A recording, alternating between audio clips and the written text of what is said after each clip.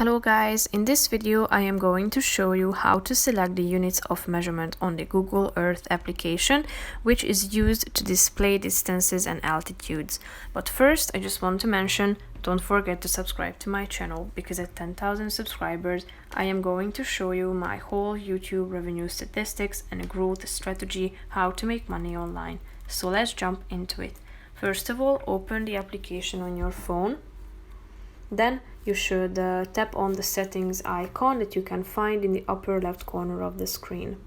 Click on settings, which is the last option, and then scroll down to the format and units section, and here tap on units of measurement. Here you can choose from kilometers and miles, so tap on the relevant one. So now, as you can see, this function has been updated.